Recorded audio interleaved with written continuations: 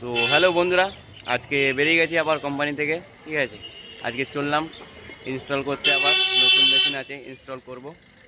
ঠিক আছে, tata bye bye এখন আপাতত।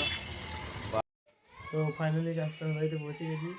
এই যে এসিটা দেখতে পাচ্ছ, এই এসিটা খুলে নতুন আমাদের লয়েডের এসি লাগবে। ঠিক আছে, তো এখন এই যে কেরিয়ারের মেশিনটা গ্যাস লক করে দিচ্ছি। গ্যাস লক করে মেশিনটাকে এখন খুলবো আমরা। ঠিক আছে, দেখতেই পাচ্ছ এই যে কেরিয়ারের মেশিন। আগেকার মেশিন কত বড় মেশিন হয়ে আছে। ঠিক আছে, কোনোভাবে এখনকার 2 টনের মেশিন সেরকম অবস্থা। ঠিক আছে, তো ঠিক ওকে ডান, গ্যাসটা লক চলো। করে।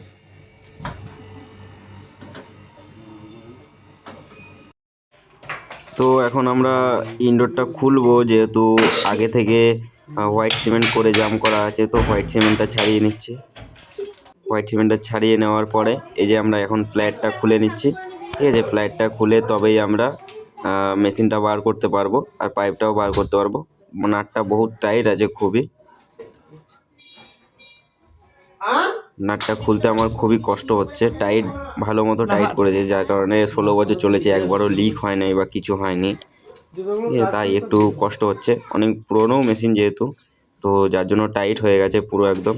এই যে ফাইনালি খুললো। এই মেশিনটা তাও ক বছর হয়েছে? তো আমরা খুলে নিচ্ছি এখন, পাইপটা খুলে নেব, খুলে নিয়ে মেশিনটা বার করব আমরা। দেখলি, ওই জন্য অত বড় আউট। তো আমরা এখন মেশিনটা খুলে নিচ্ছি, মেশিনটা খুলে নেবো। ওইদিকে পাইপ সব খোলা হয়ে গেছে, মেশিনটা খুলছি। মেশিনের লকটা খুবই টাইট ছিল, ঠিক আছে, খুলতে অনেকই কষ্ট হচ্ছিলো এইটাও ভিতরে। তো মেশিনটা খুলে নেওয়ার পরে এই যে হচ্ছে আমাদের নতুন মেশিনটা বসবে লয়েডে। ঠিক আছে, দেখতেই পাচ্ছ এই জায়গাটা। এবার আমরা এই জায়গায় মেশিনটা বসাবো। মেশিনটা এবার আমরা ফিটিং করে নেবো এবার এখানে। তো আমি ডিল করে নিয়েছি, ডিল করে এখন এই কাঠের গুলিগুলো মেরে দিচ্ছে এইখানে, কাঠের গুলোগুলো মেরে দিচ্ছে। প্লেটটা মারার জন্য কাঠগুলিগুলো বসিয়ে নিচ্ছে, এবার আমরা ভালো করে কাঠগুলিগুলো ঠুকে নিচ্ছে।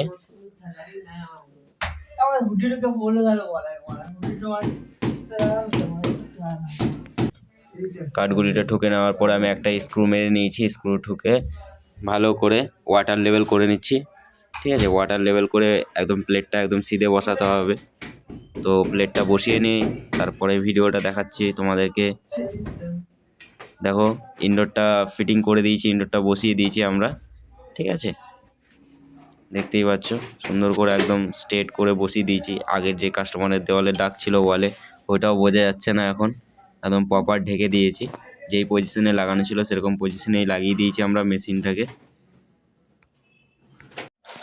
তো এবার আমাদের পাইপ ব্যান্ড দিতে হবে। আমরা ইনার ব্যান্ডার ভরে নিয়েছি, আমি মেপে নিয়েছি কতটা ব্যান্ড দিতে হবে।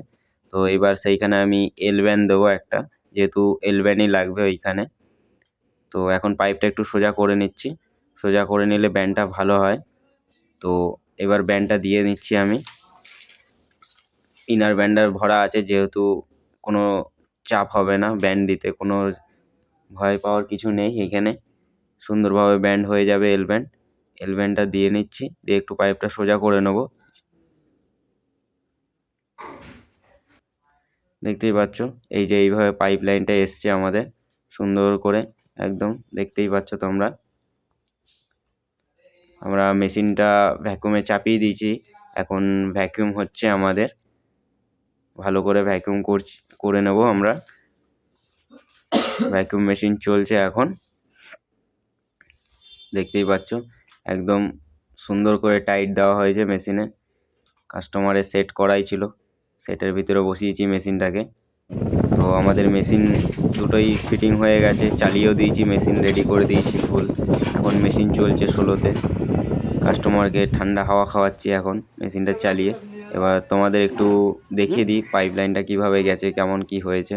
এই দেখতে পাচ্ছ এই যে সেই এল ব্যান্ড দিয়েছিলাম, সোজা স্ট্রেটভাবে নিয়ে গেছি। জলের পাইপ লাইনটা দেখতে পাচ্ছ সুন্দর করে দিয়েছি কাস্টমারকে। কাস্টমার বলেছিল এইভাবে করে দিতে, তো আমি এইভাবেই করে দিলাম, সুন্দর করে দিয়েছি। দেখতেই পাচ্ছ জল পড়ারও কোনো ইস্যু থাকবে না। দেখতে পাচ্ছ বাইরে দিয়ে এইভাবে পাইপ লাইনটা হয়েছে। তো আমাদের মেশিনে কোনো লিকেজ নেই, সব লিকেজ টেস্ট করে নিয়েছি। এই যে মেশিন চলছে, এখন মেশিন চালাচ্ছি, দেখতেই পাচ্ছ। ফ্যান ঘুরছে আমাদের, আউটডোরটা একদম ফুল সেফটিতে হয়ে আছে। তো দেখা হবে আবার এর পরের ভিডিওতে।